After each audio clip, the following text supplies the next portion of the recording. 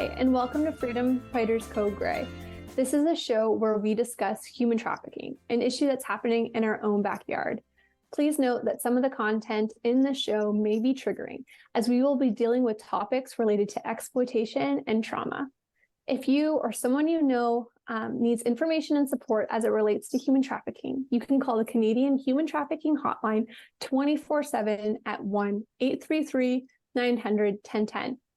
Now, this episode will address a subtopic of human trafficking in a form called sexual exploitation. Sexual exploitation can happen in many places and spaces, and today's guest will talk about the intersection of pornography and sexual exploitation. I'm joined by Jenna Scholtz, the coordinator of Advocacy and the Survivor Support Fund at Defend Dignity, who's going to be discussing this topic. Welcome, Jenna. It's so great to have you on the show today. Thank you so much. I'm so happy to be here. So Jenna, just to start the show off today, can you tell us a little bit about your work at Defend Dignity, and specifically, what types of things are you doing as it relates to government advocacy? Yeah, so Defend Dignity is a national organization working to address all forms of exploitation. So like you mentioned, Michaela, there's sex trafficking, but there's also pornography and different issues that are all kind of interconnected in exploitation in Canada. So we address those in three different ways. We call it aid, awareness, and advocacy. For aid, we have a national fund for survivors of sexual exploitation to help them with their practical just needs that might come up. We have awareness initiatives. This can be events or resources. And then we also have advocacy, and we do that with companies, but we also do that with governments. And that's what I oversee, and our government advocacy piece. And with that, we really have two main things we do. So one of the things we do is we talk directly to legislators. And then the other part is really empowering the public to be involved and be a voice, because it really takes a community to take on these issues. So what we do is we speak into government legislation, we participate in studies on all kinds of topics relating to exploitation, and then with the public, we educate them on these issues and let them know how they can be a voice in their community and actually talk to their elected officials, because I think that's something that not everyone really thinks of doing right off the bat, or if they think of doing it, can sometimes be a little bit overwhelming. But really, our elected officials are here to be our voice of the community, to listen to our concerns and to bring that forward in ways that bring solutions. So that's kind of an overview of some of the stuff we do here at Defend Dignity. That's great. Thanks, Jenna. And you mentioned the word legislation. And so I'm wondering, what role do you think that legislation plays in addressing the issue of sexual exploitation in Canada? And why is it important? Why is legislation important, so that we can see an end to this really horrific issue that's growing in our country? Yeah, definitely. Well, one thing, it's a tool for change. I think it really helps us to zoom out and to look at the actual structures and framework in which exploitation occurs.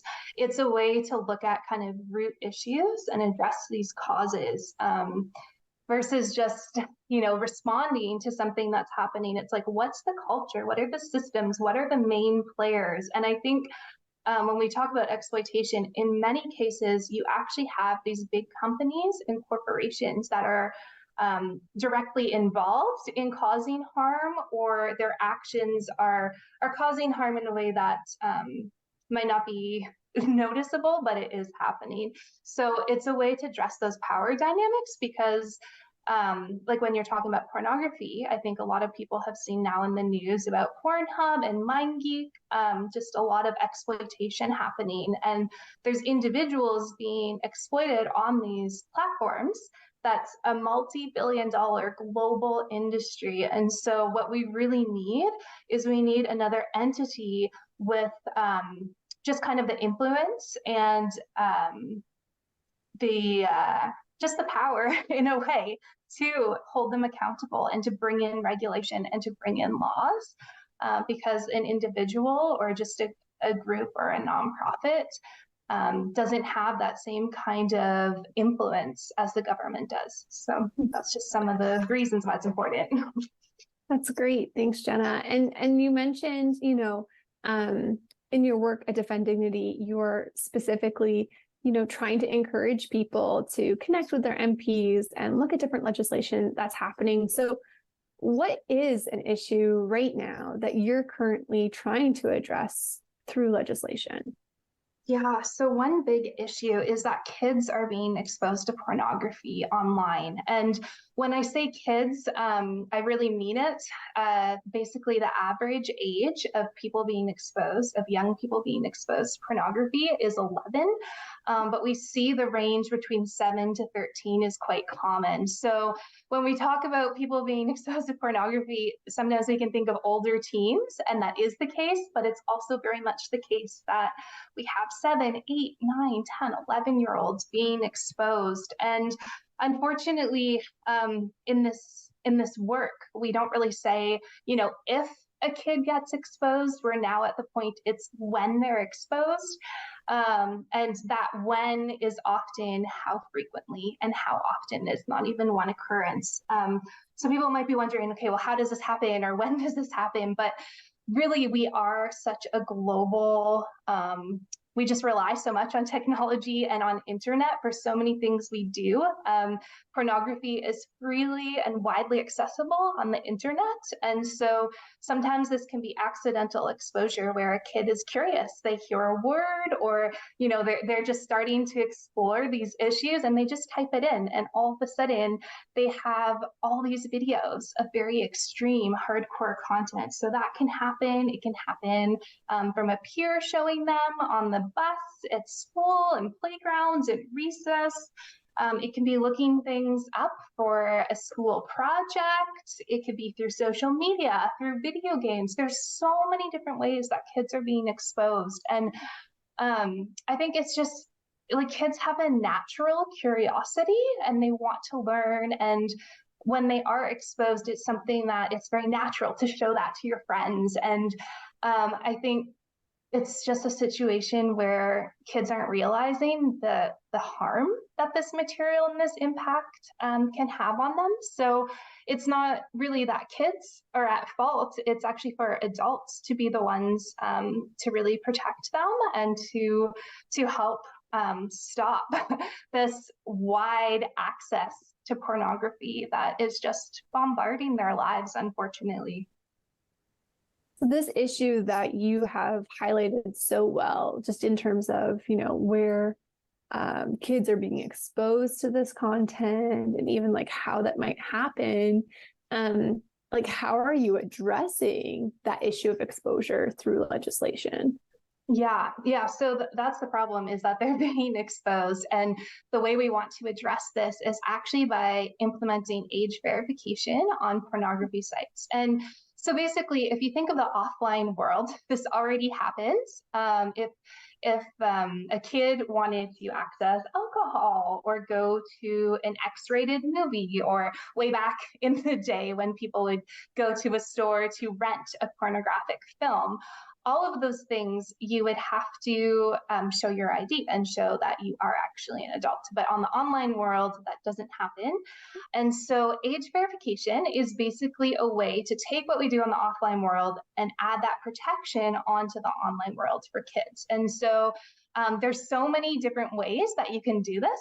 The technology is there, and we see this happening all really across the world. The European Union is on board.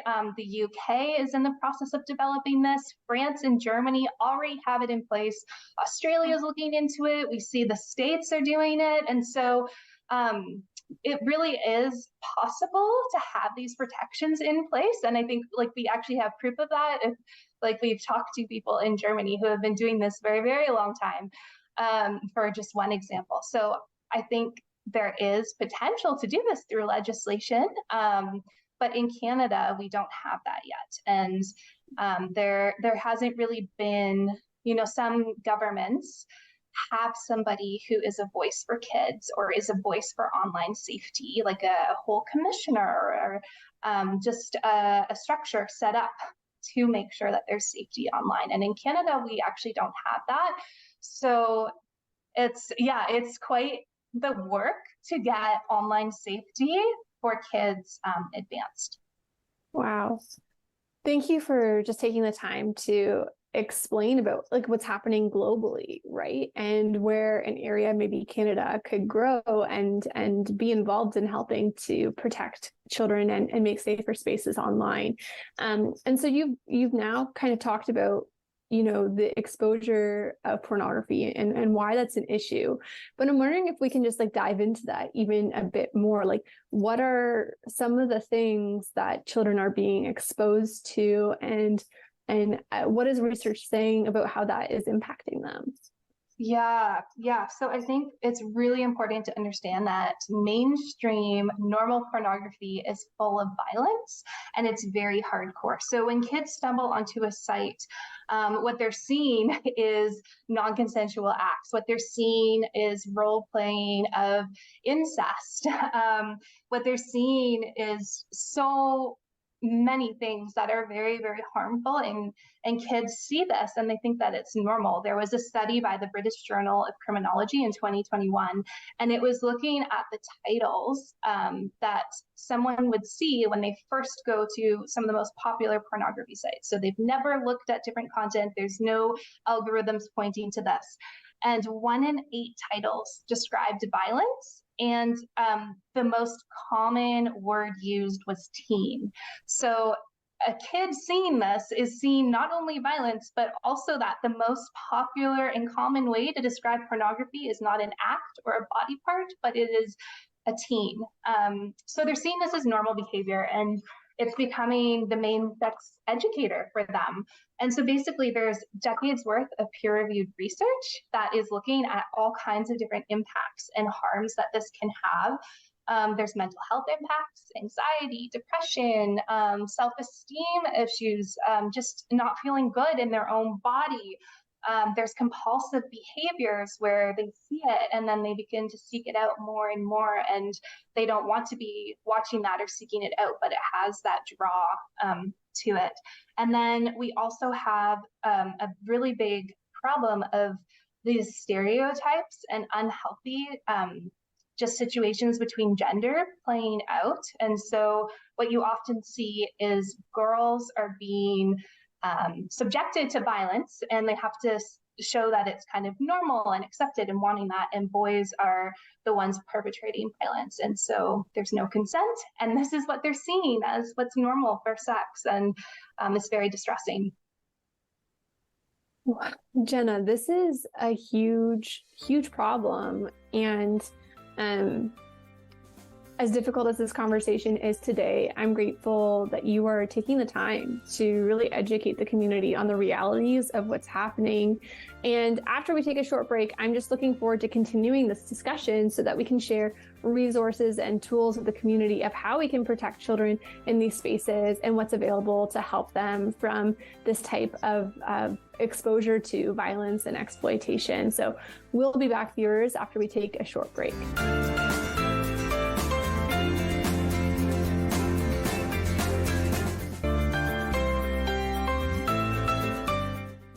Hi, and welcome back to Freedom Fighters Code Gray. In today's episode, we are addressing the intersection of sexual exploitation and pornography. Today's guest is Jenna from Defend Dignity, and she's talking about the important role that government advocacy plays and what the community can do to help prevent the exposure of pornography on young people.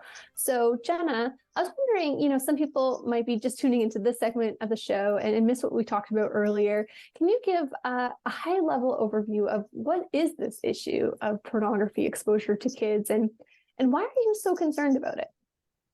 Yeah, so we were talking about how internet pornography is widely available all across any device. And so kids, unfortunately, are stumbling on it at younger and younger ages and more frequently, often by accident. So we talked about how 11 is the common average age of exposure, but it can be much younger than that. And then we were talking about all the harms that we have 20 years of peer-reviewed research showing so many different harms. And really what it comes down to is pornography has become the sex educator, but what they see online is full of violence and not full of consent or healthy relationships or mutuality. And so how that can play out in the real world is it makes kids more susceptible to being abused, because pornography is a tool that predators will use to kind of normalize sexual abuse. And so kids are already seeing this, so they're already on the path of having that normalized. And then to get even a little bit heavier, children see these sexual encounters, and it's very normal for a kid to then act out what they're seeing. And so there's a big rise on child sexual abuse. We're seeing this from sexual assault nurses, and research is starting to come out to show to this as well. Different investigators are seeing this, and what you see is a kid who was inspired by a pornography scene, and then acting that out. So it's a very heavy topic. It's a very hard one. But the thing is, we're here today to learn about it and to raise awareness and education, and then to act on it. And there are things that we can do. So it doesn't have to stay heavy. Thanks, Jenna. You've outlined so many of the harms, whether that's, misconceptions and attitudes that are being conveyed about like what a relationship is through these sites. And there's like bodily impacts and mental health impacts. And there's just so many negative consequences to this. And so how do we prevent kids from accessing the site? Like you said, it can happen on any device, and we're all plugged in through the internet and social media, and youth are getting cell phones at younger and younger ages. So what can be done to prevent this type of exposure?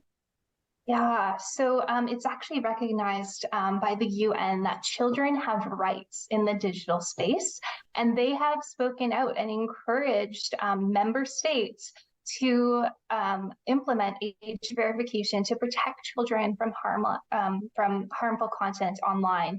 And so what we can do here in Canada is we can implement age verification. And basically that would just be when somebody wants to access an online pornographic site, they would just have to show that they're an adult.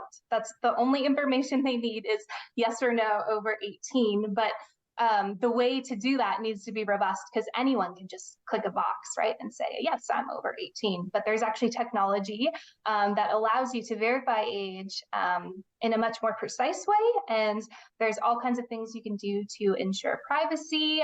We actually had a privacy commissioner in Canada look at different methods, and they could be involved in helping make that a very safe and fast user-friendly process. So it is possible to do, and we actually have legislation right now in Canada looking to do that. And this is the good news. So there's a bill called Bill S210, and it's actually passed through the Senate and will be in the House of Commons. And so this bill would basically say that any site hosting pornography would have to implement age verification just to make sure that only adults are getting on the site. And so if a kid was trying to do an innocent search, or even, just being drawn by curiosity to seek this out, they would actually get stopped by an age gate. So, and then adults who wanted to access it just go through the check and they're on the site. So that's what we're looking at here. So it sounds like, helpful legislation is on its way here in Canada, which is really encouraging, because you mentioned a number of other nations who are, already doing an abundance of things to help address this. And so if someone's listening and they might be thinking, yes, we need this bill, how can I support it? And what are some ways that they could be involved in this process? Yes, and so this is where the public really comes in, because this bill is a private member's bill. And what that means is that one individual legislator put forward this bill because they saw that it was important, which is amazing, but it means that it's limited to, they don't have a lot of resources. It's not backed by a whole big government party. And so what that means is to make it a priority, because there's so many different things the government is focusing on. We really need the public to step forward, and we need the public to let your MP know that you care about this issue and that you'd like them to prioritize this bill and to do something. And so what we can all do is we can all actually talk to our own MPs about this bill. It's really simple. All you have to do is share that you're concerned about this issue and you would like them to support it. And so you can call your MP, you can set up a meeting, and honestly, they're like 15 to 20 minutes. They're not very long. You could do it in person, you could do it online, and really, again, your MP is there to listen to you. And so it's often a very positive experience. It doesn't have to be intimidating. I think sometimes when we think of talking to an MP, it can seem intimidating, but you're just sharing your heart and what matters to you. What you could also do is you could email them. What's really powerful is if you can talk to different like-minded individuals in your community. So if you're a parent, come together with different parents in your sphere. If you're on a school board, if you're in healthcare, any kind of thing that interacts with children, come together and you can actually submit a joint email, or you can actually meet your MP together as a group, and it just amplifies the voice. So really, if a whole bunch of people watching this talk to their MPs, it's just such an amazing way to get it on the radar and to get some movement on this bill. Jenna, those are so many great ideas and suggestions of ways that people can support this bill in particular. And I know one of the things that Defend Dignity offers is support for people who want to get involved in advocacy, and that you have a ton of resources available on your website that kind of can empower people and give them the tools to take those next steps. Could you talk a little bit about those resources and where people can access them? Yeah, totally. So if you go to the site, defenddignity.ca, we have a whole section on government advocacy, and we actually have a page on this bill, on Bill S210. And so it just briefly goes over the issue. It goes over what the bill would do. There's also links, like if you want to do a deep dive into the research, there's links to that. If that's something that you enjoy, there's links to different resources for parents and for educators on there. But yeah, there's also a tool that you can just fill out in like 2 minutes, and it will send an email right to your MP, and as well to different ministers who are in charge of things like women and children's issues, or not online safety specifically, but public safety, things like that. So that's a really simple thing you can do. Just go to our website, defenddignity.ca. If you do a contact form, you could actually just reach out to me and I would be happy to help you. I would have a conversation with you. I love walking people through this because it's so important, and it's a very positive thing that you can do. So happy to help in any way we can.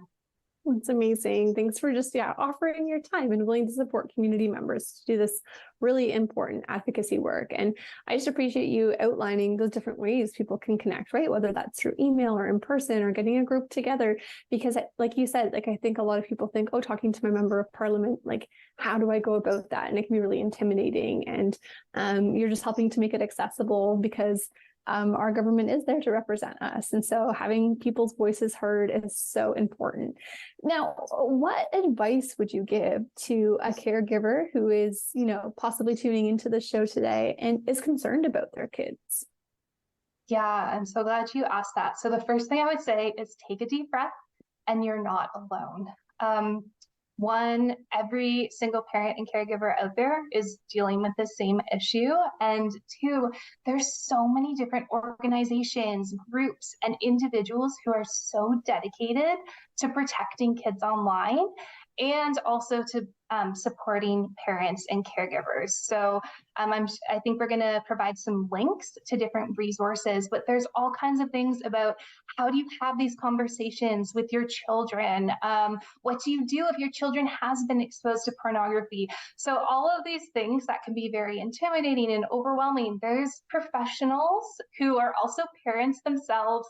They're going through this journey, and they can offer help and support. And so I think that is something I really want to encourage you to do, is to seek out different resources that can help you, and to have these conversations with other parents and ask them hey, this is kind of intimidating me. How do you do this? Or how are you feeling? And just reach out, because you're not alone. I think that's really, really important to know. Jenna, with the remaining time that we have left in the show today, is there anything that you would like to add or that you think is important for people to know about the issue of pornography and its exposure to kids? Yeah, I just want to reinforce that this is a very, very urgent topic. It's a very heavy topic. But I just want to thank everyone for engaging in this. And then, even though it's so hard, I just ask you to not turn away from it, but to actually take some steps. And there is hope, there is change. The fact that we even have a bill before our parliament that's looking on that's amazing. If you look what's happening globally, there is change. If you look at people speaking out about this issue and the research showing light on it. So I just want to say that change is possible, that you can be part of the solution. I really encourage you to talk to your MP because your voice as their constituent matters. Have those discussions with your kids, seek help, and just know that we can change this, and things are changing. So I'd like to encourage you to do that. Well, Jenna, thank you so much for taking the time to be a part of today's show and to bring up, like you said, this very difficult topic, but urgent topic that needs to be addressed. And we need to step up and take action, so that we can better protect kids online and protect them from exposure to pornography. The advocacy work that you and your team are doing is so essential. And I'm really hopeful that this piece of legislation that you mentioned goes forward and that people tuning into the show can be a part of encouraging the government to adopt it. So if you are looking for information and resources today related to the topic of pornography, a list of helpful articles and sources are going to be linked in the show bio, which you can find at the rogerstv.com website, linked in the show description. Now, if you're viewing the show today and you are looking for information and support as it relates to human trafficking, you can call the Canadian Human Trafficking Hotline 24/7 at 1-833-900-1010. Again, that's 1-833-900-1010. Thank you so much for joining us today on Freedom Fighters Code Grey, and we hope that you'll tune in to our next episode.